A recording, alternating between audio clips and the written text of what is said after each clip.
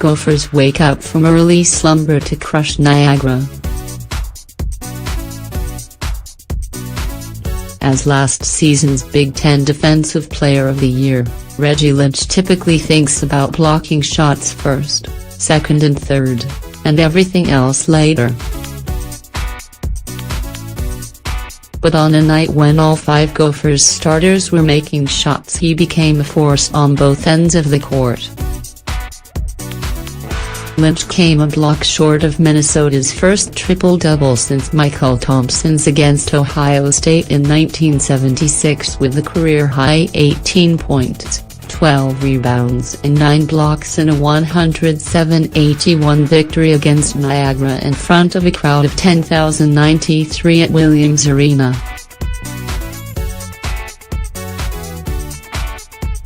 Lynch also had a career-high 6 assists, including 5 in the first half. The biggest miracle of them all was the 6 assists, Gophers coach Richard Pitino joked.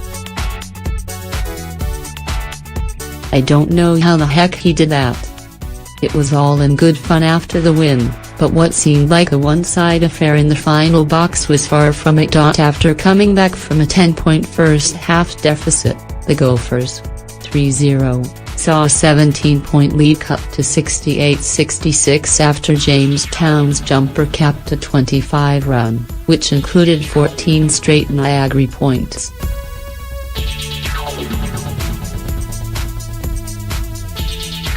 Minnesota's 27-4 run sealed it, and 5 starters combined for 82 points, including Amir Coffey and Jordan Murphy tying Lynch with a team-high 18 points.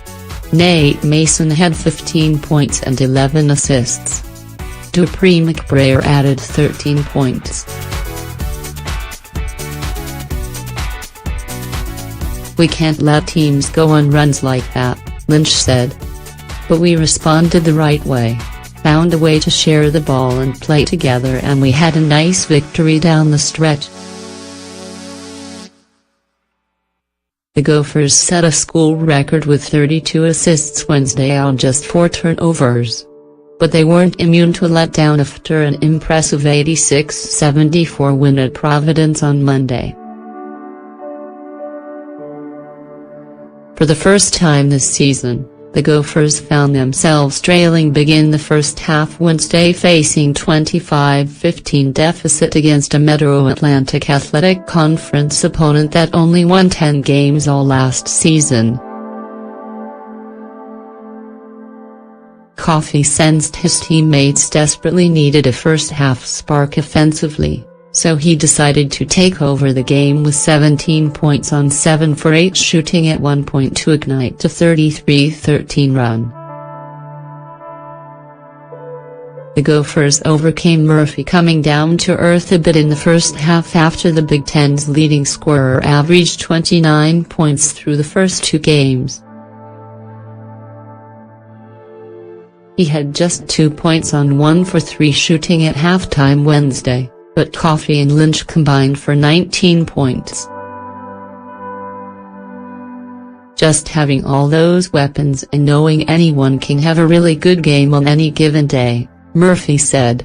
"We're just hard to guard right now." For a team that finished last season as arguably the Big Ten's best defensively, the Gophers looked like an offensive juggernaut against Niagara with their highest scoring game against a Division I opponent since 2000. "Offense seems ahead of the defense," said Pitino, whose team has given up 25 threes in 2 home games. "I like to have them both. I think our defense has got to improve." Khalil Dukes had 26 points and Matt Scott added 17 points and 11 rebounds for Niagara. The Purple Eagles, 1-1, went 11 for 27 from beyond the arc and hung close on the boards 48-44. The Gophers, who played their first of 3 straight home games, struggled defending the three-point line, but Lynch made it almost impossible to get off clean shots in the paint. Patino told me with 3 minutes left I had 9 blocks and could get a triple-double, Lynch said.